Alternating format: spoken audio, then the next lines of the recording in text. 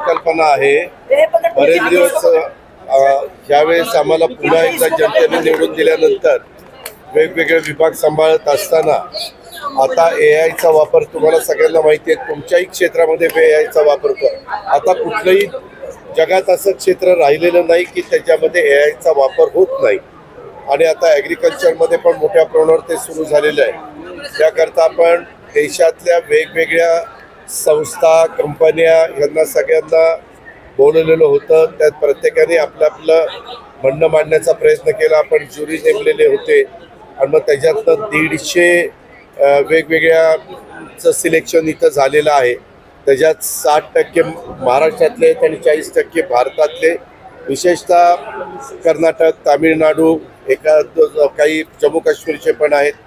अशा पद्धतीनं वेगवेगळ्या भागातनं वेगवेगळ्या संस्था कंपन्या आणि त्यांनी केलेल्या रिसर्चच्या संदर्भात इथं आज उद्या परवा 3 दिवस चालणारे. परवा दिवशी स्वतः राज्याचे मुख्यमंत्री देवेंद्रजी आणि कृषी मंत्री शिवराज सिंग चौहान साहेब स्वतः येणार आहेत. सध्याचं तर टायमिंग 12:30चं दिलेलं आहे.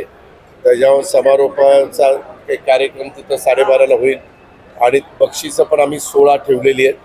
परंतु आमच्या एक गोष्ट लक्षात आली, जरी 16 बक्षिसं ठेवली असली तरी ज्यांना मिळणार नाही त्यांना तेही तेवढ्याच ताकदीचे आहेत. पण त्यांचा आम्ही अंतर्भाव ॲग्रिकल्चरचं उत्पन्न वाढवण्याच्या दृष्टिकोनातनं किंवा आर्टिफिशियल इंटेलिजन्सचा वापर होण्याच्या करता खूप वेगवेगळ्या प्रकारचं, तुम्ही पण जर चक्कर मारली तर आता कापूस गोळा करणारं यंत्र किंवा मातीचं ताबडतोब तुम्हाला परीक्षण, काय त्याच्यामध्ये प्रमाण आहे, कुठली खतं त्याच्यामध्ये टाकली पाहिजे, अशा खूप काही गोष्टी इथं ठेवण्याचा प्रयत्न केला गेलेला आहे.